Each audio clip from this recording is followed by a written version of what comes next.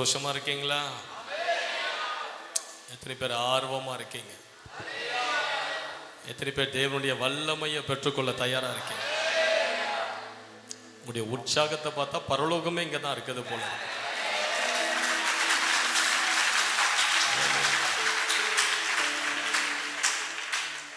ஆமா, ரொம்ப சந்தோஷமா இருக்குது உங்களை பார்க்க. அதுவும் இது நல்ல நடு ராத்திரி, மூன்றாவது வானம் எட்டுகிற நேரம் இது. அந்த நேரத்தில் நீங்க காட்டுற உற்சாகம், வைராக்கியம், அடேங்கப்பா, உண்மையாவே திருப்பூர்ல எழுப்புதல் வந்துடுச்சு.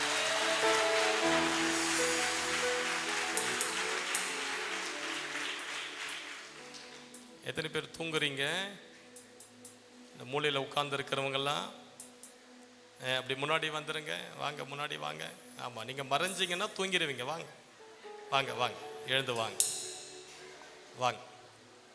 தூங்குற உங்கள் மேலெல்லாம் ரெட்டத்தனையான வல்லமை இறங்கி வரும். வாங்க, முன்னாடி வாங்க வாங்க, எழுந்துருங்க, அங்கேருந்து எழுந்துருங்க.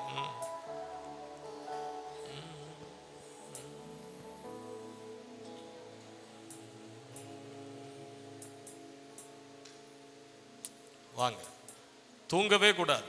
புரியுதா உங்களுக்கு நான் சொல்றது? ஆமா, ஏன்னா திடீர்னு ஆவியானவர் உங்க மேல இறங்கி வருது, நீங்க மிஸ் பண்ணிடக்கூடாது.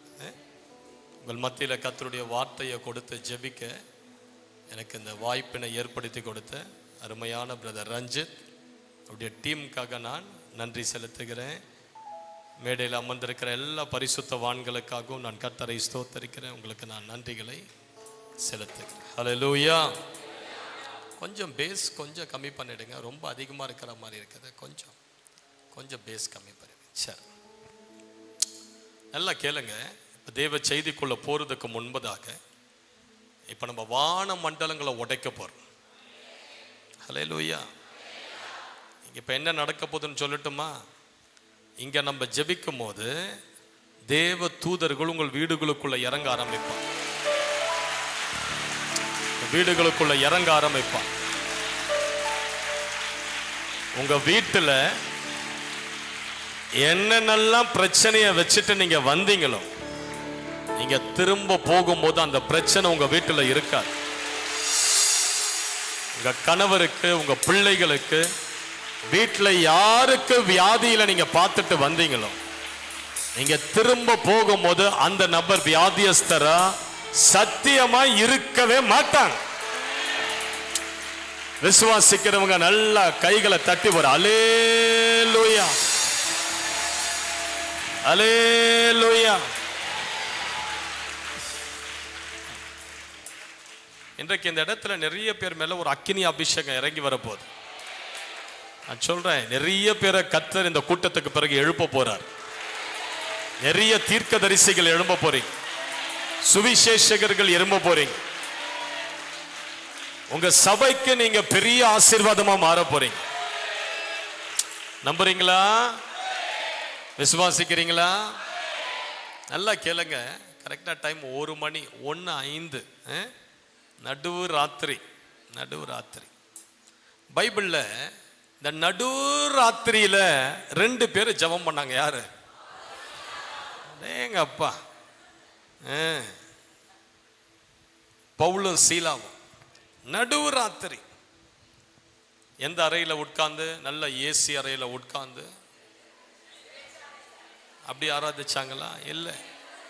கைகள் விலங்கிடப்பட்டிருந்தது, கால்கள் தொழுவ மரத்துல மாட்டப்பட்டிருந்தது, உடம்பெல்லாம் காயம், ரத்தம். இந்த தொழுவ மரம் என்பது சும்மா கிடையாது. அதுல உட்கார்ந்த மாதிரி வச்சு காலை கட்டிடுவாங்க. எழுந்துக்கவே முடியாது. பல 3 நாள் 1 வாரம் அப்படியே உட்கார்ந்த பொசிஷன்லயே தான் இருக்கணும் அவங்க. அதுதான் பனிஷ்மெண்ட். யோசித்து பாருங்க, கால் அப்படி நீட்ட முடியாத, கால் மடக்கியே இருக்குதுன்னா என்ன வலி வலிக்கும். ஆனா பைபிள் சொல்லுது, நடு ராத்திரி வந்தபோது பவுலும் சீலாவும் ஜெபம் பண்ணி தேவனை துதிக்க ஆரம்பித்தார்கள். என்ன நடந்தது? சிறைச்சாலையின் அஸ்திபாரங்கள் குலுங்க ஆரம்பித்தது. எல்லாருடைய கட்டுக்களும் அறுந்தது. அதாவது துதிச்சது இவங்க 2 பேரு தான். ஆனா கட்டு அந்த சிறையில் இருக்கிற எல்லாருடைய கட்டு அறுந்தது. நல்லா கேளுங்க, இன்று இரவு நம்ம செய்கிற ஜெபம் இந்த திருப்பூர்ல கட்டப்பட்டிருக்கிற எல்லா ஜனங்களையும் இன்று இரவு விடுதலையா. ஹல்லேலூயா.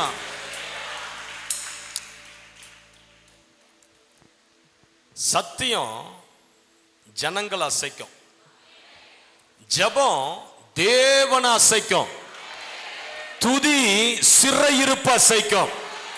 ஹல்லேலூயா. இன்றைக்கு இப்ப நம்ம எல்லாரும் ஜெபிக்க போகிறோம். நல்லா கேளுங்க, பிசாசுனுடைய அவனுடைய பிரைமரி வெப்பன் என்னன்னா, அவனுடைய ஆயுதம் என்னன்னா, ஜனங்களை ஜெபிக்காதபடி கட்டுவான். இந்த இடத்துல இப்போ தனிப்பட்ட விதத்துல கேட்டா நீங்க சொல்லுவீங்க, ஆமா பாஸ்டர், இந்த மாதிரி கூட்டத்துக்கு வந்தா தான் ஜெபிக்க முடியுது, வீட்டுக்கு போனா ஜெபிக்கவே முடியல பாஸ்டர், தூக்கமா வருது, சோர்வா வருது, வாயில வார்த்தையே வரல, ஜெபிக்கலான்னு முட்டி போட்டாதான் முதுகு வலி வருது, கழுத்து வலி வருது, வயிற்று வலி வருது, பசி வருது, எல்லாம் வருது. நல்லா கேளுங்க, சாத்தான் இன்றைக்கு அநேக தேவ பிள்ளைகளை ஜெபிக்காதபடி கட்டி வைத்திருக்கிறார். நான் சொல்லுவேன், யாரால ஜெபிக்க முடியலையோ உங்களுக்கு பிசாசு முகத்துக்கு முகம் நின்று உங்களை எதிர்த்து கொண்டிருக்கிறான். முதல்ல உங்களுக்கு எங்க விடுதலை வேணும்னா, உங்க ஜெபிக்க முடியாதபடி இருக்கிற அந்த கட்டு உடையுது பாரு, அதுதான் உனக்கு தேவையான முதல் விடுதலை. அதுதான் முதல் விடுதலை. பல ஆண்டுகளுக்கு முன்பதாக இந்திய தேசத்தில் ஊழியம் செய்து கொண்டிருந்த கிளாடி ஈஸ்வர் ராஜ் என்று சொல்லக்கூடிய ஒரு தேவ மனிதர், ஒரு 45 வயசுல அவர் இறந்துட்டார். ஆனா அவர் செய்த ஊழியம் இருக்குது பாருங்க, அசைச்சார். ஒரு முறை அவர் அமெரிக்கா தேசம் போனாரு. அமெரிக்கா தேசத்தில் அவர் வழக்கமா அந்த ஏர்போர்ட்ல இருந்து அவரை கார்ல பிக்கப் பண்ண ஒரு ஃபேமிலி வருவாங்க. அந்த ஃபேமிலிக்கு அவர் பல ஆண்டுகளாக சுவிசேஷத்தை சொல்லி வந்தார். அவர்கள் இயேசுவை ஏற்றுக்கொண்ட போதிலும் அவர்கள் வீட்டில் இருக்கிற அந்த விக்கிரக கிரியைகள், அந்த சாமான்கள் அவர்கள் எடுக்கவே இல்லை. ஒவ்வொரு முறை அமெரிக்கா போகும்போது அந்த கிளாடி ஈஸ்வர் ராஜ் அவர்கள் அந்த ஃபேமிலியை கேட்பாராம், என்ன அதெல்லாம் எடுத்துட்டீங்களா, ஞானஸ்தானத்துக்கு ஒப்பு கொடுத்துட்டீங்களா? அவங்க ஈன்னு சிரிச்சு தலையை சொறிவாங்க, ஐயா சீக்கிரத்தில் எடுத்துடுறோம், சீக்கிரத்தில் ஞானஸ்தானத்துக்கு ஒப்பு கொடுக்கிறோம். இந்த மாதிரி சில ஆண்டுகளாக அவங்க சொல்லிக்கிட்டே வந்தாங்க. ஒரு முறை அவர் அமெரிக்கா போனாரு. அந்த குடும்பத்தார் அவரை கார் எடுத்துட்டு பிக்கப் செய்த வந்தாங்க. அவர் கேட்டாரு, என்ன ஞானஸ்தானம் எடுத்துட்டீங்களா, அந்த விக்கிரக பொருள் எல்லாம் வீட்டுல இருந்து தூக்கிட்டீங்களா? அவங்க சொன்னாங்க, இல்லையா, துணி போட்டு மூடி வச்சிருக்கிறோம், ஆனா இயேசுவை தான் கும்பிடுறோம், ஆனா அந்த விக்கிரக பொருள் மேலாம் துணி போட்டு மூடி வச்சிருக்கிறோம். ஓஹோ அப்படியா, சரி சரி, என்ன ஹோட்டல்ல விட்டுட்டு நீங்க வீட்டுக்கு போங்க, உங்க வீட்டுல என்ன நடக்குதுன்னு பாருங்கன்னு சொல்லி அனுப்பிட்டார். இந்த ஃபேமிலி அவரை ஹோட்டல்ல விட்டுட்டு அவங்க வீட்டுக்கு போயிட்டாங்க. வீட்டுக்கு போய் எல்லாம் சமைச்செல்லாம் கொண்டு வந்து உட்கார்ந்து டைனிங் ஏரியாவில் உட்கார்ந்து சாப்பிட்டுட்டே இருக்கிறாங்க. திடீரென்று ஒரு அணுகுண்டு சத்தம் வீட்டில் கேட்குது, டமார்னு ஒரு சத்தம். என்னடா சத்தம், எங்க கேட்குது? பூஜாரையில் கேட்குது. கணவன் மனைவி எழுந்து பூஜாரைக்கு தப தப தப தபதுன்னு ஓடி போறாங்க. என்னன்னு பார்த்தா அவங்க வீட்டில் வைத்திருந்த சிலைகள், அந்த படங்கள் எல்லாம் செதறி உடைந்து சின்னாபின்னமா இருந்தது, சின்னாபின்னமா இருந்தது. அவங்களுக்கு அதை பார்த்த உடனே என்ன செய்யறதுன்னு தெரியல. ஐயோ என்ன ஆச்சு, யாரோ குண்டை போட்டது போல சத்தம் வெடிச்சுது, என்னாச்சு? உடனே காரை எடுத்துட்டு அவரு கிளாடி ஈஸ்வர் ராஜ் ஐயாவை சந்திக்க போயிட்டான். அவர் ஹோட்டல்ல போய் கதவை தட்டி, ஐயா என்ன பண்ணீங்க? எங்க வீட்டுல திடீரென்று ஒரு வெடிகுண்டு சத்தம் கேட்டது, எல்லாம் சிதறி போய் சின்னாபின்னமாயிடுச்சு சில படம்லாம், என்ன பண்ணீங்க? அவர் சொன்னாரு, நான் உங்களை பல முறை சொன்னேன், அதை எடுத்துரு நீங்க கேட்கல, அதனால ஆவியானவரை ஒரு குண்டை போட சொன்ன உன் வீட்டுல ஆவியானவர் போட்டாரு, எல்லாம் சதறி சின்னாபின்னமாச்சு. அல்லேலூயான்னு சொல்லுங்க பார்ப்போம். நல்லா கேளுங்க, இப்ப நீங்க ஜெபிக்கும் போது உங்க வீட்டுல குண்டு விழ போகுது. நம்புறீங்களா? எத்தனை பேர் விசுவாசிக்கிறீங்க? உங்க வீட்டுல ஏதோ ஒரு பிசாசு அந்த வீட்டுல நடமாடி கொண்டு இருக்குது பாரு. உன்னை ஜெபிக்க வைக்க முடியாத, உன் வீட்டுல சண்டைகளை உண்டு பண்ணி பிரச்சனைகளை எழுப்பி உன் வீட்டினுடைய ஆசீர்வாதங்கள்லாம் சிறை பிடித்து அடிக்கடி கணவன் மனைவிக்கிடையே சண்டையை உண்டு பண்ணி அந்த வீட்டுக்குள்ளேயே இரவு நேரங்கள்ல வந்து நடமாடி கொண்டு இருக்குது பாரு. இப்ப நம்ம ஜெபிக்க போகிறோம். ஆண்டவர் ஆவியானவர் ஒரு குண்டை உன் வீட்டுல வீச போறாரு. உன் வீட்டுல போராடுகிற அந்த ஆவிகள் எல்லாம் சிதறுண்டு வெளியே போக போகிற. ஹல்லேலூயா அல்லேலூயான்னு சொல்லுங்க பார்க்கலாம். எத்தனை பேர் விசுவாசிக்கிறீங்க? எத்தனை பேர் நம்புறீங்க? இப்ப நம்ம ஜெபிக்க போறோம். திருப்பூர் எங்கிலும் தேவனுடைய அக்கினி இறங்க போது, எல்லாருடைய வீடுகள் மேலே ஒரு அக்கினி இறங்கி வர போது, எல்லாருடைய வீடுகளில் கிரியை செய்கிற அந்தகார ஆவிகள் முறியடிக்கப்பட போது. ஒரு அல்லேலூயான்னு சொல்லுங்க. நல்லா கேளுங்க. உங்களுடைய ஜெபத்தின் வல்லமை உங்களுக்கு என்னன்னு தெரிஞ்சதுன்னா நீங்க ஜெபிக்காத இருக்கவே மாட்டீங்க.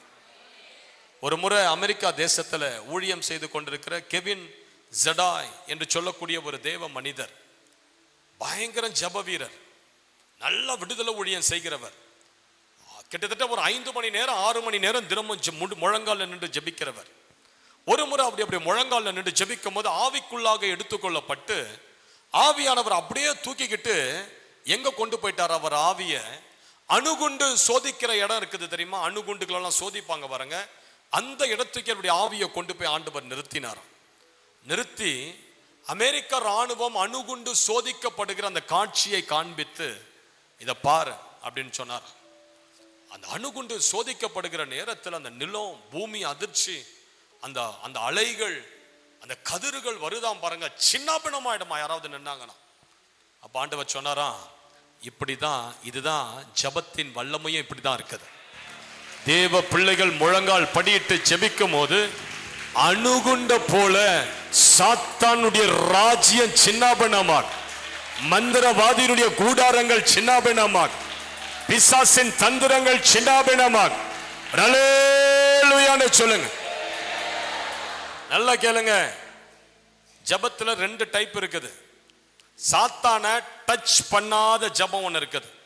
சாத்தான டச்சே பண்ணாத அந்த ஜெபம், அந்த ஜெபத்துக்கு பிசாசு அது ஒண்ணு நம்மள பிசாசு நம்மள டச் பண்ணவே பண்ணாது. ஏன்னா பிசாசு அந்த ஜெபமானது தாக்கல, பாதிக்கல. ஆனா சாத்தான பாதிக்கிற ஒரு ஜெபம் ஒன்று இருக்குது. 2019 எங்க ஆலயத்தில் 40 நாள் உபவாசம் பண்ணி கொண்டிருந்தது. அப்போ எங்கள் ஊழியம் வளர்ச்சி இல்லை, அப்போதான் ஸ்டார்ட் ஆகுது, அப்போதான் ஊழியம் அப்படி எழும்ப ஆரம்பிக்குது.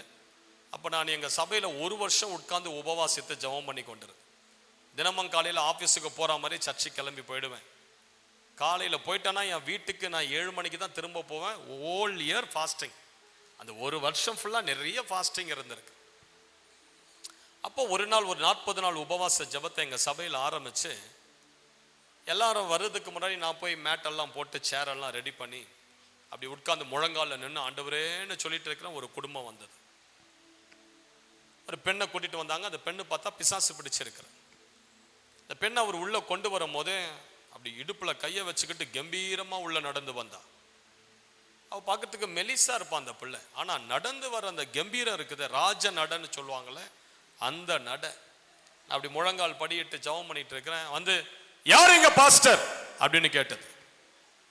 நான் அதை பார்த்து புரிஞ்சிருச்சு, ஏதோ ஒன்று நம்மளை சந்திக்க வந்திருக்குது.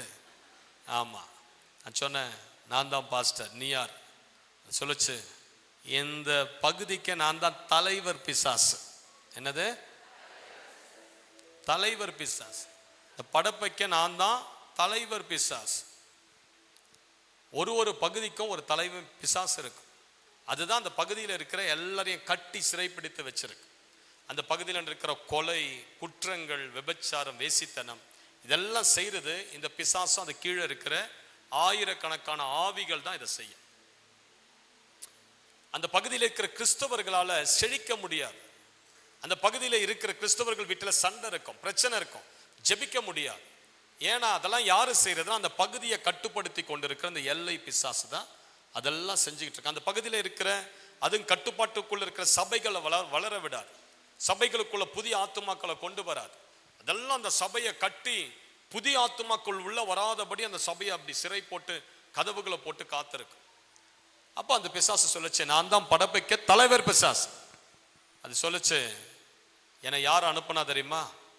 என் பாதாள உலகின் ராஜா லூசிஃபர் என்னை அனுப்பி இருக்கிறார்.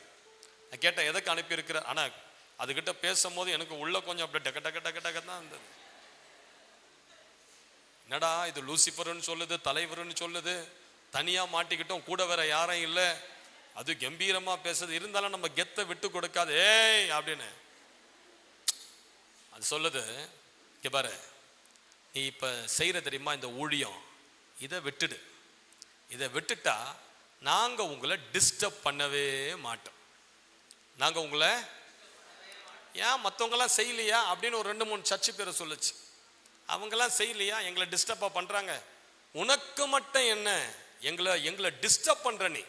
நான் கேட்டேன், எப்படி டிஸ்டர்ப் பண்ற, எந்த வகையில டிஸ்டர்ப் பண்ற? அது சொல்லுது, நீ இந்த ஜனங்களை ஆவிக்குள்ள நடத்துற பாரு, கையை தட்டு, அந்நிய பாஷையில பேசு, வல்லமைய பெற்றுக்கோ, அக்கினியில நிரம்பு, உன் வாயை திறந்து சத்தமிடு என்று சொல்லி நீ ஆவியின் அபிஷேகத்துக்குள்ள நடத்துற பாரு. அந்த டைம் தான் எங்களுக்கு பிரச்சனை ஆகிற டைம். அந்த நேரம் தான் எங்களுக்கு பிரச்சனை வருது. நான் கேட்டேன், என்ன நடக்குது அந்த நேரத்துல? பிசாசு சொல்லுது, அந்த நேரத்துல ஜனங்க ஒன்னு சேர்ந்து அந்நிய பாஷையில பேசும்போது பரலோகத்திலிருந்து அக்கினி ரதங்கள் வருது. உருவின பட்டயத்தோடு தேவ தூதர்கள் இறங்கி வராங்க. வந்து எங்க ஆட்களை எல்லாரையும் அடி அடி அடி அடின்னு அடிச்சு எங்களை சிறையில போட்டு கட்டி தூக்கி எல்லைக்கு வெளியே வீசுறாங்க. எல்லைக்கு வெளியே வீசுறாங்க. அப்ப நான் கேட்டேன், எல்லைக்கு வெளியே நான் எங்க? சொல்லுது எண்ணூர், அதுதான் அங்க கடற்கரை ஓரம், அதுதான் எண்டு. அந்த எண்ணூர்ல தூக்கி அடிக்கிறாங்க எங்களை. நான் கேட்டேன், சரி ஒரு முறை உங்களை அப்படி அடி வாங்கி போயிட்டீங்கன்னா திரும்ப இந்த படப்பைக்குள்ள வந்து உங்களுடைய டீமை செட் பண்றதுக்கு உங்களுக்கு எவ்வளவு நாள் ஆகும்? சொல்லுது, நான் போய் எங்க ஆட்களெல்லாம் தேடி கண்டுபிடிச்சு திரும்ப வாங்கடான்னு சொல்லி இந்த படப்பையில கொண்டு வந்து எங்க ராஜ்யத்தை, எங்க ஆபீஸை செட் பண்ண 1 மாசம் ஆகும். நல்லா கேளுங்க, தேவ பிள்ளைகள் கூடி ஜெபிக்கிற ஒரு சில நிமிடங்கள் சாத்தான் எழுந்து அவன் ராஜ்யத்தை திரும்ப கட்ட 1 மாசம் ஆகுது. அந்த அளவு அடி விழுது அவனுக்கு. புரியுதா சிஸ்டர் நான் சொல்றது? புரியுதா நான் சொல்றது? நீங்க அந்நிய பாஷையில ஜெபிக்கிறீங்க தெரியுமா, ஐயோ பிசாசு செத்துரும், நாசமாயிடும், சாத்தானுடைய வல்லமெல்லாம் சுக்குநூறு ஆயிடும். நீங்க உங்க சபையில ஆவியில நிரம்பி ஆராதனை செஞ்சு பாருங்க, ஆவியில நிரம்பி ஜெபம் பண்ணி பாருங்க, அந்த சபை பயங்கரமா வளர்ச்சி அடைய ஆரம்பிக்கும். இந்த சபைக்குள்ள நிறைய அற்புதங்கள் நடக்க ஆரம்பிக்கும்.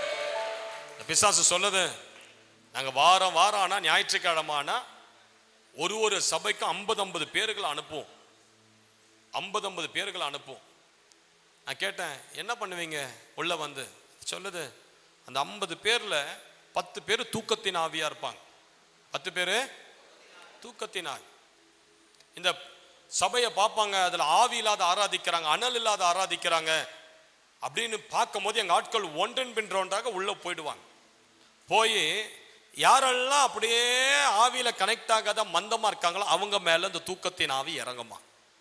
இறங்கி இப்ப இந்த அம்மா என்ன பண்ணமா ஒரு கொட்டாவி விடம் பாருங்க, கொட்டாவி விடல, அந்த கொட்டாவி வழியா பக்கத்துல இருக்கிறவங்க மூக்கல ஏறுமா, அது தெரியுமா உங்களுக்கு? அதனால தான் ஒரு இடத்துல ஒருத்தவங்க கொட்டாவி விட்டு அந்த லைன்ல இருக்கிற எல்லாரும் கொட்டாவி விடுவாங்க, பார்த்துருக்கீங்களா இல்லையா? அந்த ஆவி சொல்லுது, அப்படி கொட்டாவி விடும் போது எங்க வல்லம், ஏன்னா ஆவின்றது அது காத்துல தான் இருக்குது, காத்தோடு தான் இருக்காது. பிசாசுகள் காத்துல செயல்படும், ஸ்பிரிட் ஆஃப் த ஏர், ஆகாய மண்டலம், இதுல சேர்ந்து தான் பிசாசுகள் செயல்படும். அப்ப அந்த காத்து அந்த லேடிக்குள்ள இருந்து அப்படி காத்து அது கொட்டாவி விடும் போது அந்த தூக்கத்தின் ஆவியா பக்கத்துல இருக்கிறவங்களை பிடிக்கும், அவங்க கொட்டாவி விட ஆரம்பிப்பாங்க பக்கத்துல. இப்படி தூக்கத்தின் ஆவியா கிரியை செய்கிற ஒரு கூட்டம். இன்னொரு கூட்டம் கன்ஃபியூஷன், குழப்பம். என்னதான் மெசேஜ் கொடுத்தாலும் அந்த மண்டைக்குள்ள இறங்கவே இறங்காது. அது ஒரு குழப்பத்தின் ஆவியா மண்டைய பிடிச்சிரும். அல்லேலூயா. இன்னொரு கூட்டம் இச்சையின் ஆவியா இறங்குமா. அந்த ஆவிகள் வந்த பிறகு இதுங்க என்ன பண்ணுமா, எந்த பையன் இன்னைக்கு அழகா வந்திருக்கிறான், எந்த பொண்ணு இன்னைக்கு அழகா வந்திருக்கிறா, அப்படியே கண்ணு சுத்தம் சபையில. இதெல்லாம் பிசாசு, இதெல்லாம் பிசாசு. ஆனா அந்த பிசாசு சொல்லுச்சு, உன்னுடைய சபைக்குள்ள மட்டும் எங்களால வரவே முடியல, ஏன்னா நீ தான் எப்பவுமே அந்நிய பாஷையில பேசு, கைய தட்டு, அக்கினியா இரு, நெருப்பா இருன்னு சொல்றிய. உன் சபையில எப்பவுமே தேவ தூதர்கள் இருக்கிறதுனால ஐயோ எங்க உள்ள வந்தா எங்க உடம்பெல்லாம் எரியுது. விளங்குதா பிரதர் நான் சொல்றது உங்களுக்கு? விளங்குதா நான் சொல்றது? இதனால தான் ஒரு மாசத்துல 5000 பேர் படப்பையை தேடி வராங்க. தமிழ்நாடு முழுவதிலும் இருந்து அந்த படப்பையை தேடி வராங்க. ஏன் தெரியுமா? ஒரு அக்கினி இருக்குது, அபிஷேகம் இருக்குது, வல்லமை இருக்குது. எந்த இடத்துல கர்த்தர ஆவியோடு உண்மையோடு ஆராதிக்கிறோமோ அந்த இடத்துல சத்தியமா எழுப்புதல் வரும். விளங்குதா நான் சொல்றது உங்களுக்கு? விளங்குதா நான் சொல்றது? இப்ப யார் யாரெல்லாம் இங்க ஜெபிக்க முடியாம, என்னால சரியா ஜெபிக்க முடியல பிரதர், ஏதோ ஒரு கட்டு இருக்குதுன்னு சொல்றீங்களா? இப்ப ஆவியானவர் உங்க மேல பலமா இறங்க போறார். முதல்ல அந்த கட்டை உடைக்க போறேன் இப்ப. ஹல்லேலூயா. எல்லாரும் எழுந்து நிக்கிறீங்களா? கொஞ்ச நேரம் எழுந்து நில்லுங்க. பிள்ளை எல்லாம் கொஞ்சம் பத்திரமா பாத்துங்க, யாராவது பக்கத்துல விழுந்துட போற. லபா கதரா கட்டரா. Jesus Jesus Jesus Jesus Jesus. யார் யார் மேலெல்லாம் அபிஷேகம் இருக்குதோ அவங்க எல்லாம் வாய்களை திறந்து இப்ப அந்நிய பாஷையில பேச ஆரம்பி. அந்நிய பாஷையில பேச ஆரம்பி. அந்நிய பாஷையில எவ்வளவு சத்தமா பேச முடியுமோ. உபயதாகமத்தை எடுத்துக்கங்க. 1 பேதுரு 2:9. நீங்களோ உங்களை அந்தகாரத்தினின்று தம்முடைய ஆச்சரியமான ஒளியிடத்திற்கு வரவழைத்தவருடைய புண்ணியங்களை அறிவிக்கும்படி தெரிந்து கொள்ளப்பட்ட சந்ததியாயும் ராஜரிகமான ஆசாரிய கூட்டமாயும் பரிசுத்த ஜாதியாயும் அவருக்கு சொந்த ஜனமாயும் இருக்கிறீர்கள். அல்லேலூயா. என முதல் பைபிள்ல ஆண்டவர் என்ன என் கூட பேசின வசனம் இதுதான். நான் ரட்சிக்கப்பட்ட புதுசுல ஆண்டவர் பேசின முதல் வசனம் இது. ஆண்டவர் சொல்றாரு, உன் அந்தகாரத்திலிருந்து ஆச்சரியமான ஒளிக்கு நான் உன்னை பிடுங்கிட்டேன். நீ அந்தகாரத்தில் இருந்த, மரண இருள்ல இருந்த, ஆனா நான் என்ன பண்ண தெரியுமா? அந்த அந்தகாரத்துக்குள்ள என்னுடைய அக்கினி கரத்தை நீட்டி அந்த அந்தகார கட்டிலிருந்து உன்னை பிடுங்கி ஆச்சரியமான ஒளிக்கு உன்னை கொண்டு வந்து நிறுத்தி இருக்கு. சிஸ்டர் பிரதர், உன் வீட்டில் எவ்வளோ பேர் இருக்க, அது எல்லாருடைய தலையை தாண்டி கர்த்தர் உன் தலையை பிடிச்சார் பாரு. உன் சொந்தக்காரர்கள் எவ்வளவோ பேர் இருக்க, அந்த எல்லாருடைய தலையை தாண்டி ஆண்டவருடைய கரம் எங்கேயோ நின்று கொண்டிருந்த உன்னை தொட்டது பத்தியா? அதுதான் கர்த்தருடைய அன்பு, அதுதான் ஆண்டவருடைய அன்பு. இந்த 2 இரட்டத்தனையான ஆசீர்வாதத்தை மனாசே தான் பெற்றிருக்கணும். அவன் தான் புத்திர சுவிகாரத்தை பெற்றிருக்கணும். ஆனா யார் தலைமையில கை போச்சு? எப்ராயிம் தலைமையில கை போச்சு. மூத்தவனுக்கு தான் ஆசீர்வாதம் வந்திருக்கணும். ஆனா ஆண்டவர் என்ன பண்ணாரு? யாக்கோபு என்ன பண்ணாரு? கைய கிராஸா போட்டு எப்ராயிம் தொட்டார். எப்ராயிம் தொட்டார். சிஸ்டர், ஆண்டவருடைய கை கிராஸா வந்து உன் வீட்டுல உன்னை தொட்டது. உன்னை தொட்டு அந்த குடும்பத்திலிருந்து உன்னை பிரித்து உன்னை பரிசுத்தவானாய் மாற்றி அப்படியே தூய ரத்தத்தால் உன்னை கழுவி உனக்கு ஒரு வெண் வஸ்திரத்தை உடுத்தி உன் மேல ஒரு அபிஷேக சால்வையை போட்டு உன் தலையில உன் நெற்றியில அவருடைய நாமத்தை அக்கினியாக முத்திரையிட்டு தகுதியே இல்லாத உன்னை, புறக்கணிக்கப்பட்டிருந்த உன்னை, தள்ளப்பட்டிருந்த கல்லாகிய உன்னை, பலவீனமான இருந்த உன்னை, உன் குடும்பம்லாம் உதவாக்கறன்னு தூக்கி வீசின உன்னை ஆண்டவர் புழுதியிலிருந்து குப்பையிலிருந்து எடுத்து உன்னை அபிஷேகித்து உன்னை ராஜாக்கள் மத்தியில தேவன் நிறுத்தி இருக்கிறார். விளங்குதான் நான் சொல்றது உங்களுக்கு? உங்களை ஆண்டவர் அந்தகாரத்திலிருந்து பிரித்தெடுத்து அவருக்கு சொந்த பிள்ளையா மாற்றிட்டார், சொந்த ஜனமா வச்சிட்டார், உன்னை ராஜரிக கூட்டமா வச்சிட்டார். நீங்க ஆண்டவருக்கு சொந்தமான பிள்ளைகளா இருக்கீங்க. அல்லேலூயான்னு சொல்லுங்க பார்க்கலாம். ஏன் தெரியுமா? நீ அவருக்காக வாழ்வ என்கிற நம்பிக்கையில தான் கர்த்தர் உன்னை பிடுங்கி எடுத்த. நீ கர்த்தருக்காக வாழ்வன்னு சொல்லி ஆண்டவர் உன் மேல ஒரு பெரிய நம்பிக்கையை வச்சிருக்கிறார். ஆண்டவர் உன் மேல பெரிய நம்பிக்கை வச்சிருக்கிறார். பக்கத்துல பார்த்து சொல்லு, உன் மேல அப்பா எவ்வளோ நம்பிக்கை வச்சிருக்கிறார். நீ இந்த ஊழியத்தை கொடுத்தா நீ செய்வனு உண்மை என்று எண்ணி தான் நம்மளெல்லாம் ஊழியத்தில் வச்சிருக்கிற. அவரை நம்மளை நம்புறாருன்னா இந்த நம்பிக்கை எவ்வளோ தூய்மையானது. ஹல்லேலூயா. நீ ஆண்டவருக்காக வாழ்வை என்கிற ஒரு நம்பிக்கை அவருக்கு இருந்தது. நல்லா கேளுங்களேன், உங்களுக்கே சில நேரங்கள் நம்பிக்கை இருக்காது, நம்ம ஆண்டவருக்குள்ள இருப்போமா. ஆனா கர்த்தருக்கு நம்பிக்கை இருக்குது, நீ அவருக்குள்ள கண்டிப்பா இருப்ப, நீ அவருக்குள்ள கண்டிப்பா இருப்ப. ஒரு முறை சாது சுந்தர் சிங் அவர்கள் சீக்கிய மதத்திலிருந்து இயேசுவை ஏற்றுக்கொண்டார். இயேசுவை ஏற்றுக்கொண்ட பிறகு அந்த குடும்பத்தால் அது தாங்க முடியல, அவங்க அப்பா அம்மாவால தாங்க முடியல. என்னென்னமோ முயற்சி பண்ணி பார்க்கறாங்க, அவரை திரும்ப அந்த சீக்கிய மதத்துக்குள்ளேயே இழுத்துக்கொள்ளணும்னு சொல்லி என்னென்னமோ முயற்சி பண்ணி பார்க்கறாங்க. எல்லா முயற்சியும் தோல்வி அடைஞ்சது. சாது சுந்தர் சிங் விடாப்பிடியா நின்னுட்டார், எனக்கு கர்த்தர் தான் வேணும்னு சொல்லி. திருமண வயது வருது, திருமண வயதெல்லாம் தாண்டிட்டாரு, திருமணம் செய்து கொள்ள அவருக்கு விருப்பம் இல்லை. அதனால அவருக்கு பெற்றோர்கள் என்ன பண்ணாங்க, அவங்க சொந்தக்காரங்களாம் சேர்ந்து இவன் இப்படியே விட்டா இவன் சரிப்பட்டு வரமாட்டான்னு சொல்லி ஒரு பெண்ணை அவருடைய அறையில் அனுப்புனாங்க. ஒரு பெண், அழகான ஒரு பெண்ணை அனுப்புனாங்க. அப்படியாவது இவன் மாட்டுவான் அந்த பெண்ணு கிட்டன்னு சொல்லி. அந்த பெண் உள்ள வந்தா சாது சுந்தர் சிங்க கிட்ட தவறா நடந்து கொள்ள பார்த்தா, சாது சுந்தர் சிங் எழுந்து தூர போய் நின்று சொன்னாராம், எனக்கு இருந்தது ஒரு இருதயம், அதை ஆண்டவருக்கு நான் கொடுத்துட்டேன், உனக்குன்னு கொடுக்க என்கிட்ட வேறு ஒரு இருதயம் இல்லை, அதனால தயவு செஞ்சு இந்த அறையை விட்டு வெளியே போயிடு. இந்த பெண் ஆடி போயிட்டா. அவங்க பெற்றோர்களுக்கு என்ன செய்யறதுன்னு தெரியல. சாது சுந்தர் சிங்குடைய இருதயம் ஆண்டவருக்காக வாழணும்னு துடிச்சது. அதனால என்ன பண்ணிட்டாங்க, கடைசியா இவன் இனி உயிரோட விட்டா டேஞ்சர்னு சொல்லி, நம்ம பேரை கெடுத்துருவான்னு சொல்லி அவருக்கு ஒரு ஸ்லோ பாய்சனை சாப்பாடுல போட்டு கொடுத்துட்டாங்க. அந்த சாப்பாடை சாப்பிட்டுட்டார். சாப்பிட்ட பிறகு அவங்க வீட்டில் சொல்லிட்டாங்க, இனி இந்த வீட்டில் நீ இருக்கக்கூடாது, நீ எங்கேயாவது புறப்பட்டு போயிடு. அவர் எங்க போறதுன்னு தெரியல. பேக் எடுத்தாரு, வீட்டை விட்டு தூரமா இருக்கிற ஒரு சொந்தக்காரன் வீட்டுக்கு போயிட்டார். அந்த வீட்டுக்கு போன பிறகு அவருக்கு அந்த பாய்சன் உடம்புல வேலை செய்ய ஆரம்பிச்சது, வாந்தி வர ஆரம்பிச்சது, ரத்த வாந்தியா எடுக்க ஆரம்பிச்சார், பேதி போக ஆரம்பிச்சது. ஒரு மருத்துவர் அவரை வந்து சோதிக்க பார்க்க வந்த மருத்துவர் சொன்னாரு, இவருக்கு கொடுக்கப்பட்ட விஷயம் பயங்கரமான விஷயம், ஸ்லோ பாய்சன், அவர் பிழைக்க மாட்டார், அடுத்த 2 நாள்ல இந்த பையன் சாது சுந்தர் சிங் செத்துருவான்னு சொல்லி அந்த டாக்டர் சொல்லிட்டு போயிட்டார்.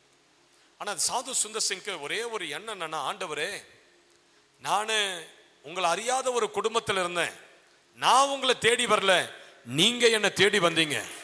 இப்ப நான் செத்துட்டா என் வீட்டுக்கு இயேசு யார் என்பது தெரியாம போயிடும், அதனால நீர் என்னை உயிரோடு வைப்பீரானால் அது உமது நாமத்தின் மகிமைக்காக அதை செய்யும் என்று சொல்லி ஜெபம் பண்ணாரு பாருங்க. 2 நாள்ல சாக வேண்டிய ஆளு 2வது நாள் இப்ப டாக்டர் வராரு, செத்துட்டு இருப்பாருன்னு நினைச்சு வராரு. சாது சுந்தர் சிங் உட்கார்ந்து நல்ல சாப்பாடை கட்டிக்கிட்டு இருக்கிறார். அந்த டாக்டர் பார்த்தாரு, இப்படிப்பட்ட ஒரு கொடிய விஷயத்திலிருந்து ஒரு தெய்வம் உன்னை காப்பாற்றுவார்னா அந்த தெய்வத்தை நானும் ஏற்றுக்கொள்கிறேன் என்று சொல்லி அந்த டாக்டர் ரட்சிக்கப்பட்டு அவர் திபெத்துக்கு சுவிசேஷகரா போயிட்டார். புரியுதா நான் சொல்றது?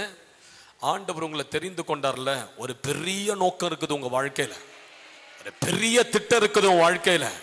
நீ நினைக்கலாம், நான் ஏதோ வாழுறேன் பிரதர், எப்படியோ இருக்கிறேன். இல்ல, உன் வாழ்க்கையில பெரிய திட்டம் இருக்குது. 2026ல தேவன் உன் மேல வைத்த திட்டத்தை உனக்கு காண்பிப்பார். தேவன் உன் மேல வைத்த திட்டத்தை உனக்கு காண்பிப்பார். 2026 நீ எழும்பி பிரகாசிக்கிற ஆண்டு, உன் தலை உயருகிற ஆண்டு, உன் தலை நிமிருகிற ஆண்டு, தேவன் உன் தலையை உயர்த்துகிற ஆண்டு. நான் சொல்ற எந்தெந்த கண்கள் எல்லாம் இதுவரைக்கும் உங்க குடும்பத்துல உங்களை கேவலமா பார்த்தது பாரு, அதே கண்கள் உன்னை உயர்த்துகிற இயேசுவை பார்க்க ஆரம்பிக்கும், உன்னை உயர்த்துகிற ஆண்டவரை பார்க்க ஆரம்பிக்கும். உன் வாழ்க்கையில கர்த்தர் செய்கிற அற்புதத்தை பார்த்து உன்னை சுற்றி இருக்கிற எல்லா ஜனங்களும் இயேசு ராஜா கிட்ட வர ஆரம்பிப்பாங்க. நல்ல கைகளை உயர்த்தி ஒரு அல்லேலூயான்னு சொல்லுங்க பாருங்க. அல்லேலூயா. தகப்பனே, தந்தையே, தலைமையில கை வச்சு சொல்லுங்க. தலை நிமிர செய்பவர் நீரே. சொல்லுங்க. 2026 இங்க பாருங்க, நான் சொல்றேன், உங்களுக்கு பிடிக்கலனா கூட கர்த்தர் உங்களை உயர்த்துவார். பக்கத்துல சொல்லுங்க, நீங்க ஆசீர்வாதமா வாழ்வது அது உங்க மேல இருக்கிற ஒரு சாபம். விளங்குதா நான் சொல்றது? நீங்க ஆசீர்வாதமா தான் இருந்து ஆகணும். அது உங்க மேல இருக்கிற, உனக்கு பிடிக்கலனா கூட நீ நல்லாதான் இருப்ப.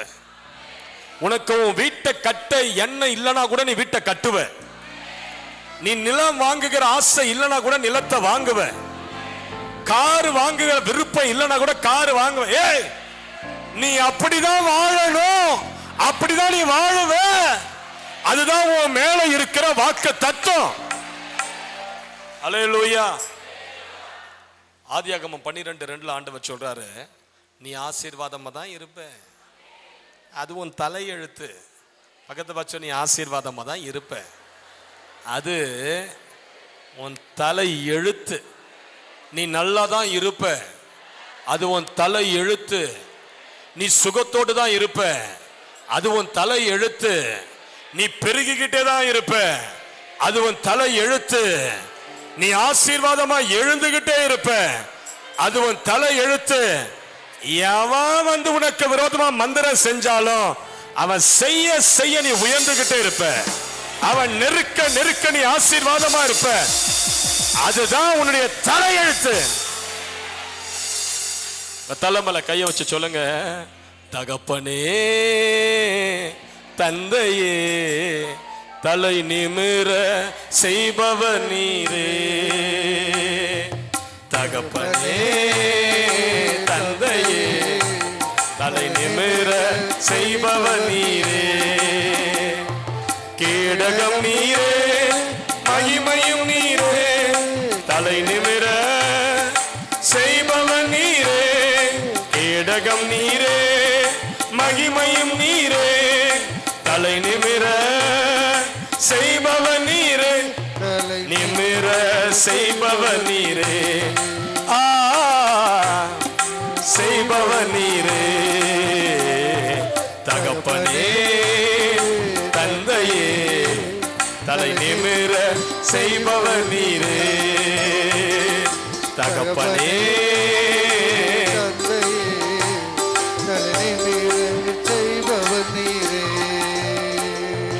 எதிரிகள் எவ்வளவாய் பெருகிவிட்டன, எதிர்த்தெழுவோர் எத்தனை மிகுந்து விட்டன. எதிரிகள் எவ்வளவாய் பெருகிவிட்டன, எதிர்த்தெழுவோர் எத்தனை மிகுந்து விட்டன. ஆனால் சோர்ந்து போவதில்லை, தளர்ந்து விடுவதில்லை. சோர்ந்து போவதில்லை, தளர்ந்து விடுவதில்லை. தகப்பனே தாங்குகிறீ, என தள்ளாட விட மாட்டே. தகப்பனே தாங்குகிறீ, என தள்ளாட விட மாட்டே. கேடகம் நீரே, மகிமையும் நீரே, தலை நிமிர செய்பவர் நீரே. சொல்லுங்க, கேடகம் நீரே, மகிமையும் நீரே, தலை நிமிர செய்பவர் நீரே. என் தலை நிமிர செய்பவர் நீரே. செய்பவர் நீரே. தகப்பனே தந்தையே தலை நிமிர செய்பவர் நீரே. தகப்பனே தந்தையே தலை நிமிர செய்பவர் நீரே. ஒன்றுக்கும் நான் கலங்காமல் ஸ்தோத்தரிப்பேன். அறிவு கெட்டா பேரமைதி பாதுகாக்குதே. ஒன்றுக்கும் நல்ல கைகளை தட்டி பாடு. ஸ்தோத்தரிப்பேன். அறிவு கெட்டா பேரமைதி பாதுகாக்குதே. நீ விரும்பத்தக்கவை தூய்மையானவை, நீ விரும்பத்தக்கவை தூய்மையானவை, அவைகளையே தியானம் செய்கின்றேன். தினம் அறிக்கை செய்து ஜெயம் எடுப்பேன். அவைகளையே தியானம் செய்கின்றேன். தினம் அறிக்கை செய்து ஜெயம் எடுப்பேன். கேடகம் நீரே, மகிமையும் நீரே. கேடகம் நீரே, மகிமையும் நீரே, தலை நிமிர செய்பவர் நீரே.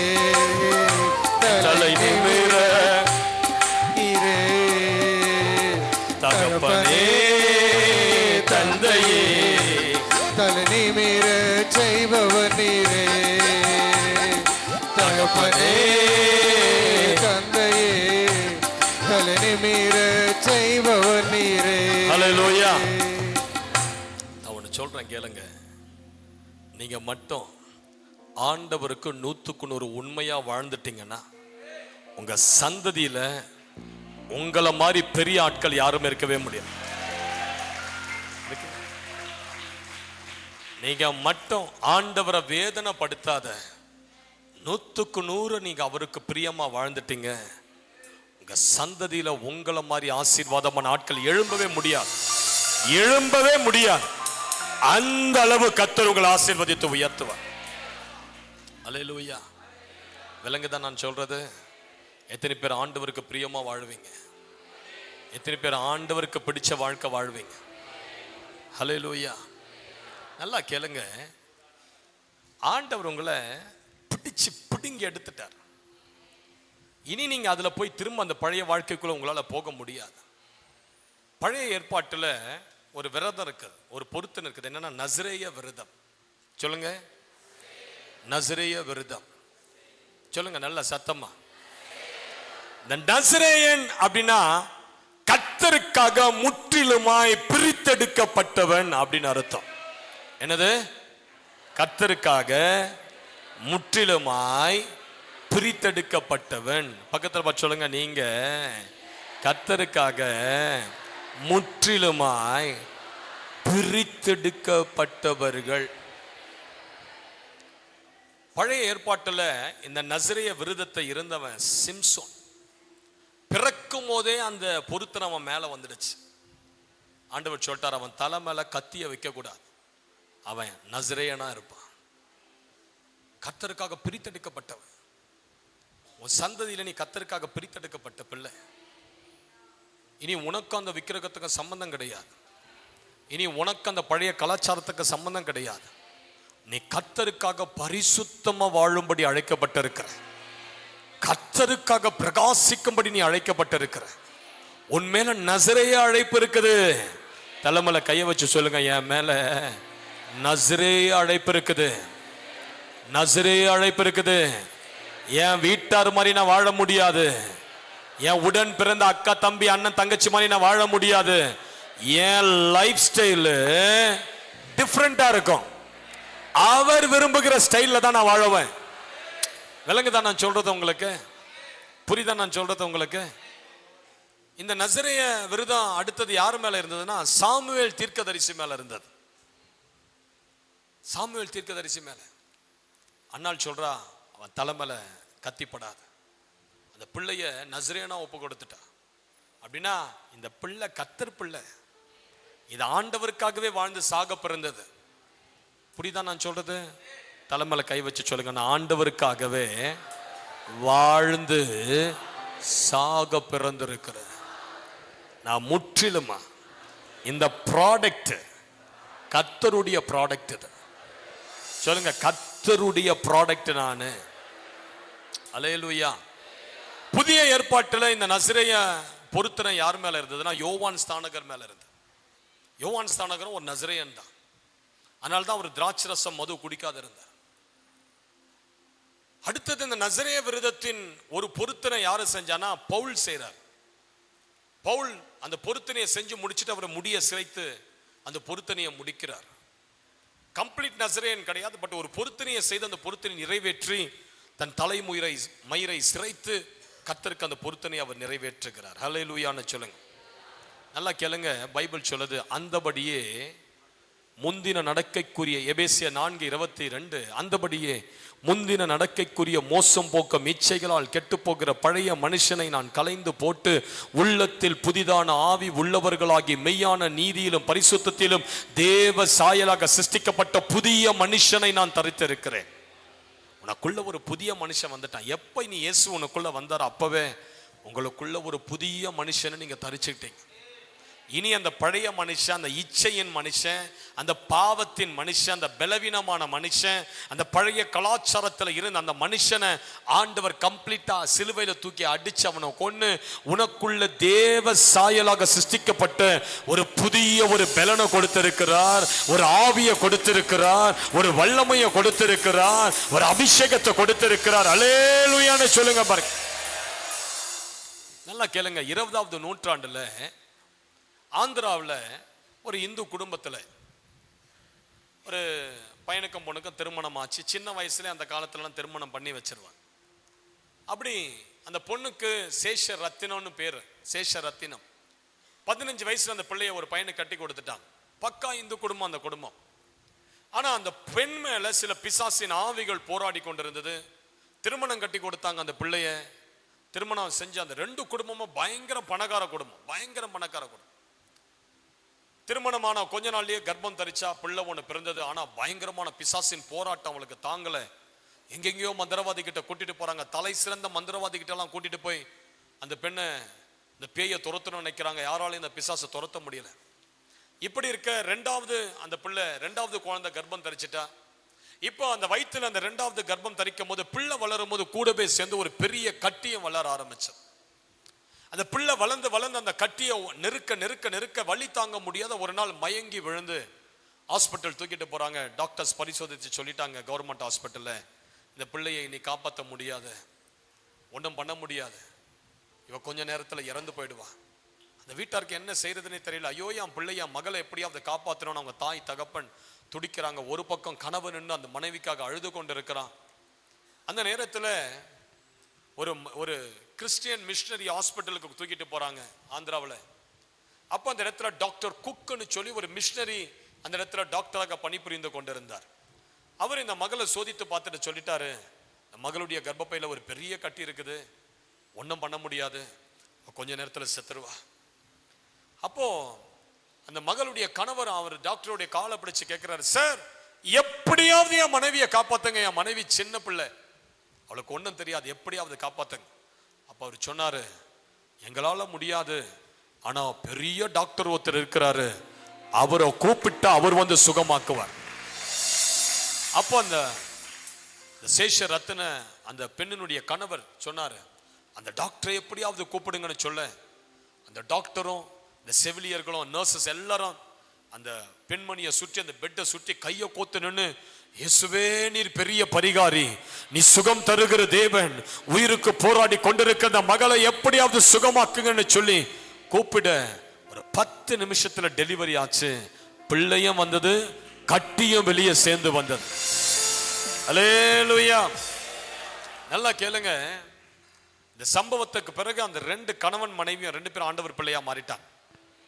ஏன்னா உயிர் போகிற நேரத்துல, எந்த சாமியை காப்பாத்தாத நேரத்துல, டாக்டர்ஸ்கள் கைவிட்ட நேரத்துல இயேசு இறங்கி எங்க குடும்பத்தை காப்பாத்தினதுனால அந்த கணவன் மனைவி 2 பேருமே ஆண்டவர் பிள்ளையா மாறிட்டாங்க.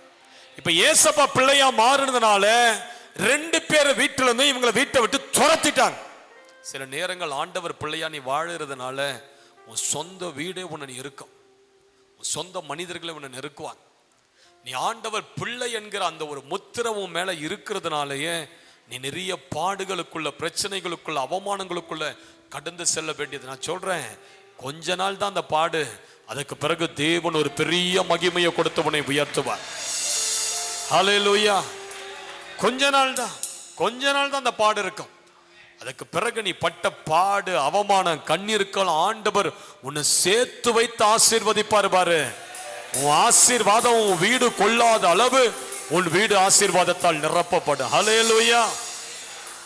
அதுக்கு பிறகு இந்த இவர்கள் எங்க போறதுன்னு தெரியாத, அவங்களுக்கு எந்த பணமோ எந்த பொருளாதாரமோ அந்த வீட்டுல இருந்து உதவி செய்யல. 2 பேருடைய அப்பா அம்மா வீட்டை விட்டு துரத்திட்டாங்க. 2 பேரும் போய் ஒரு குடிசை வீட்டுல தன் 2 பிள்ளைகளை வளர்க்க ஆரம்பிச்சாங்க. ஆனா அந்த சேஷ ரத்தின அம்மையார் இருக்கிறாங்க பாருங்க, ஜப வீராங்கனையா மாறிட்டாங்க, ஜபிக்கிறவங்களா மாறிட்டாங்க. எந்த வீட்டுல ஜபம் இருக்குதோ அந்த வீடு சத்தியமா உருப்படும், அந்த வீடு எழும்பும், அந்த வீடு ஆசீர்வாதமா மாறும். உன் வீட்டுல நீ ஒருத்தர் ஜெபிக்கிற வீராங்கனையா மாறிட்ட, முழு குடும்பமும் தூக்கி நிறுத்தப்படும். அடுத்த 4 தலைமுறையை நீ தூக்கி எடுப்ப. ஒரு வீட்டுல ஒருவன் ஜெபிக்கிறவன் இருந்தா, தேவனை வைராக்கியமா தேடுகிற ஒருவன் அந்த வீட்டுல இருந்தா, அடுத்த 4 தலைமுறை உன் நிமித்தம் உன் சந்ததி ஆசீர்வதிக்கப்படும். விளங்குதான் நான் சொல்றது உங்களுக்கு? பிதாக்களினுடைய அக்கிரமத்தை 4 தலைமுறைக்கு விசாரிக்க அவர் வல்லவர்னா, அந்த ஒருவனுடைய சாபத்தை, அக்கிரமத்தை 4 தலைமுறை அனுபவிக்கனா, ஆண்டவர் யெகூவை பார்த்து சொல்றாரு, ஏ யெகூ, என் மனசுபடி நீ செஞ்ச, என் இருதயத்தின்படி நீ வாழ்ந்த, அதனால உன் அடுத்த 4 தலைமுறையை நான் ராஜாக்களை ஆசீர்வதிப்பேன்னு சொன்னார்ல. சொல்றான், உன் வீட்டுல நீ எழுந்து பாரு, உன் அடுத்த 4 சந்ததி உன்னால் ஆசீர்வதிக்கப்படும். உன் வீட்டுக்கு நீ ஒரு ஆசீர்வாத வாய்க்காலா இருப்ப. ஹல்லேலூயான்னு சொல்லுங்க. சேஷர் ரத்தின அம்மையார் முழங்கால் படிட்டு தேவனை கூப்பிட ஆரம்பித்தாங்க. வானத்திலிருந்து ஒரு வல்லமை இறங்குச்சு. ஒரு விடுதலையின் அபிஷேகத்தை கர்த்தர் கொடுத்தார். ஒரு தீர்க்கதரிசன ஆவிய ஆண்டவர் அவங்களுக்கு கொடுத்தார். இரவும் பகலும் ஜெபிக்கிற ஜெப வீராங்கனையா மாறிட்டாங்க.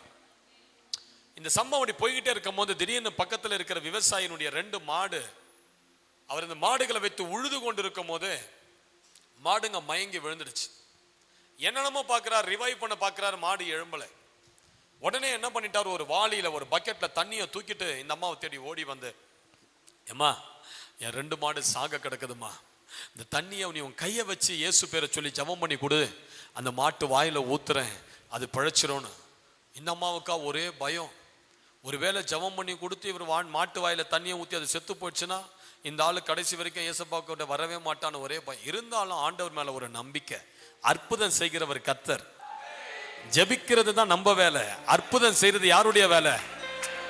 தைரியமா ஜெபம் பண்ணுங்க. நான் சொல்றேன், உங்களை தேடி யாராவது பேய் பிடிச்சவங்க வியாதிஸ்தர்கள் வந்தாங்கன்னா தைரியமா கையவை, தைரியமா கையவை. ஏன்னா அற்புதம் செய்கிறவர் யாரு?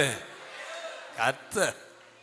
நன்மையான எந்த ஈவும் பூரணமான எந்த வரமும் பரத்திலிருந்து உண்டாகி ஜோதிகளின் பிதாவினத்திலிருந்து இறங்கி வருகிறது. ஹல்லேலூயா. தைரியமா நீ செய்ய வேண்டியதை செய், கர்த்தர் செய்ய வேண்டியதை கர்த்தர் செய்வார். நம்ம அந்த தண்ணியில கையை வச்சு ஜெபம் பண்ணாங்க, ஆண்டவரே இந்த தண்ணீர் உங்க ரத்தமா மாறட்டும், இதுல உமது ஜீவன் இறங்கட்டும் சொல்லி அந்த தண்ணியில கையை வச்சு ஜெபம் பண்ணி கொடுத்துட்டாங்க. அவரு கொண்டு போய் அந்த மாட்டினுடைய வாயில ஊற்ற அடுத்த நிமிடமே 2 மாடுகளும் எழும்பி நின்று பலன் அடைந்தார். அவர் என்ன பண்ணிட்டாரு, இந்த அற்புதத்தை ஊர் ஃபுல்லா போய் சொல்லிட்டார். இந்த சேஷர் ரத்தின அம்மையார் ஜெபம் பண்ணி தண்ணியை கொடுத்தேன், 2 மாடு உயிரோடு எழுந்துடுச்சுன்னு சொல்ல அந்த பகுதியில் இருக்கிற வியாதிஸ்தர்கள்லாம் இப்ப இந்த அம்மாவை தேடி வந்துட்டாங்க. ஹல்லேலூயா. எல்லாரும் வந்து சொல்றாங்க, தண்ணியை ஜெபம் பண்ணி கொடுமா, எண்ணெயை ஜெபம் பண்ணி கொடுமா, என் பிள்ளை மேல கையை வச்சு ஜெபம் பண்ணுமா. இப்ப அந்த அம்மா ஜெபிக்க ஆரம்பிக்க டெலிவரன்ஸ் மினிஸ்ட்ரி ஓபன் ஆயிடுச்சு, விடுதலை ஊழியம் திறக்கப்பட்டுடுச்சு. நான் சொல்றேன், ஒரு அற்புத இசை உன்னை தேடி கூட்டம் உன் வீட்டுக்கு வரும். பாருங்க, இந்த கடைசி காலத்துல ஆண்டவர் பெரிய பெரிய ஊழியக்காரர்கள்லாம் பயன்படுத்த, அதெல்லாம் விட்டுருங்க. இந்த கடைசி காலத்துல ஆண்டவர் சாதாரணமா இருக்கிற விசுவாசிகளை பயன்படுத்த, உங்களை பயன்படுத்துவார். நீங்க ஜெபிக்கும் போது செத்த பிரேதம் எழும்பும், நீங்க ஜெபிக்கும் போது வியாதி மறையும், கட்டுகள் உடையும், உங்க வீட்டை தேடி ஆட்கள் வர ஆரம்பிப்பாங்க. உன் வீடு ஒரு பெதஸ்தா குளமா மாறும்.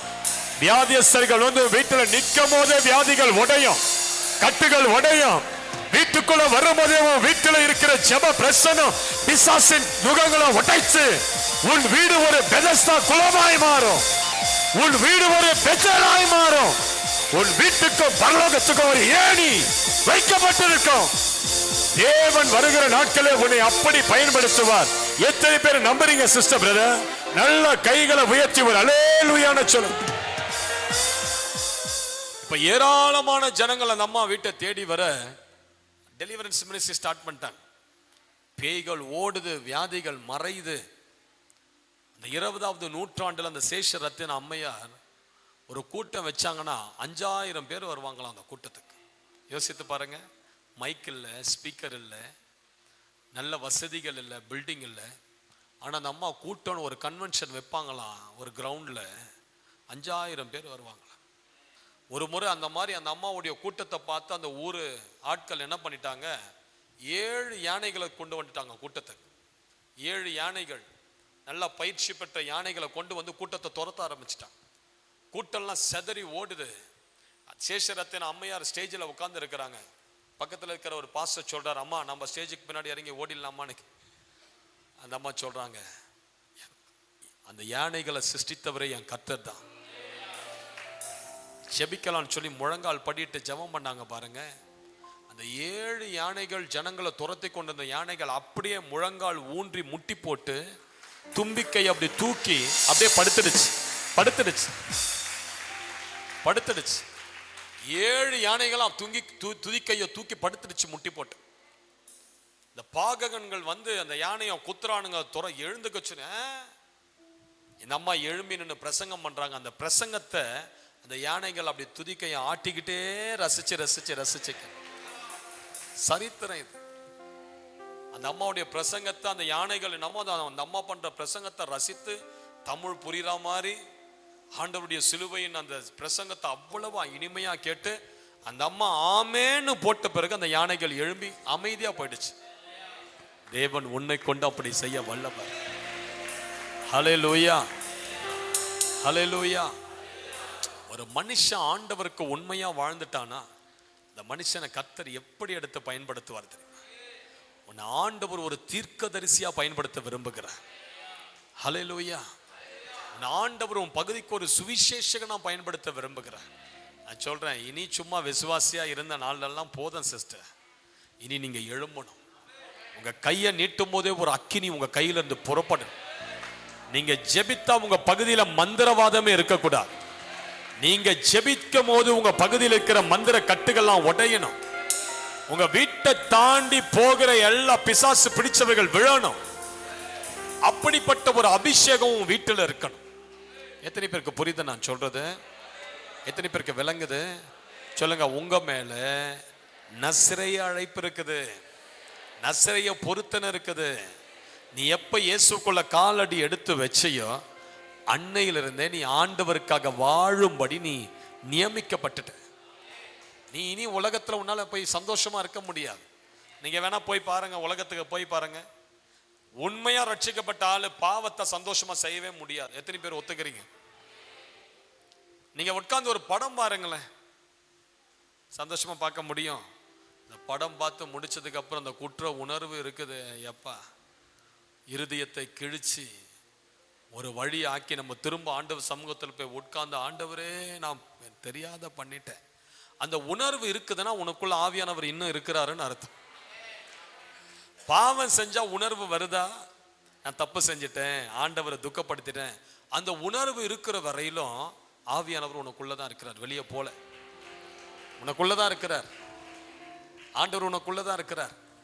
ஒரு சின்ன பொய் பேசிட்டா ஒரு உணர்வு வருது. ஆனா முந்திலாம் நம்ம ஏராளமான அண்ட புழுவும் ஆகாச புழுவனா இருந்திருக்கிறோம் நம்ம. ஆனா இப்ப ஒரு சின்ன பொய் பேசிட்டா கூட, ஆண்டவரே உங்களை துக்கப்படுத்திட்டேனே, ஆவியானவரே துக்க, அந்த உணர்வு வருதுன்னா ஆண்டவர் உனக்குள்ளதான் இருக்கிறார், உனக்குள்ளதான் இருக்கிறார். உன் மேல நசரேய விரதம் இருக்குது, உன் மேல அந்த பொருத்தனை இருக்குது. எத்தனை பேருக்கு புரியுது நான் சொல்றது? கைகளை உயர்த்தி ஒரு அல்லேலூயான்னு சொல்லுங்க. நல்லா கேளுங்க. இந்த நசரேய விரதம் இருக்கிறான்ல, இந்த பிரித்தெடுக்கப்பட்டவன் இருக்கிறான்ல, இவன் 3 விஷயத்துல கேர்ஃபுல்லா இருக்கணும். பக்கத்துல பார்த்து சொல்லுங்க, 3 விஷயத்துல நீ கேர்ஃபுல்லா இருக்கணும். நசரேய விரதத்துல இருக்கிறவன், அந்த பொருத்தனைக்குள்ள இருக்கிறவன், ஆண்டவருக்காக பிரித்தெடுக்கப்பட்டவன், ஆண்டவருக்காகவே வாழ நியமிக்கப்பட்டவன், 3 விஷயத்துல நீ கேர்ஃபுல்லா இருக்கணும். இந்த 3 விஷயத்துல ஏதாவது ஒரு விஷயத்தை நீ உடைச்சா கூட உன் மேல இருக்கிற அந்த நசரேய விரதம் உடைஞ்சிரும். அது என்னன்னு பார்க்கலாமா? எடுங்க, என்னாகமம் 6வது அதிகாரத்துக்கு வாங்க. என்னாகமம் 6வது அதிகாரம் 2வது வசனத்தை நீங்க வீட்டுக்கு போய் அதை ஃபுல்லா வாசிங்க. அது ஃபுல்லா நசரேய விரதத்தை குறித்து ஆண்டவர் எழுதி வைத்திருக்கிறார். நம்ம அதுல 3 காரியங்கள், நசரேய விரதம் எடுக்கிறவன் அவன் செய்யக்கூடாத ஒரு 3 காரியங்களை மட்டும் நம்ம தியானிப்போம். என்னாகமம் 6ஆம் அதிகாரம் 2வது வசனம், 3வது வசனம், 4வது வசனம்.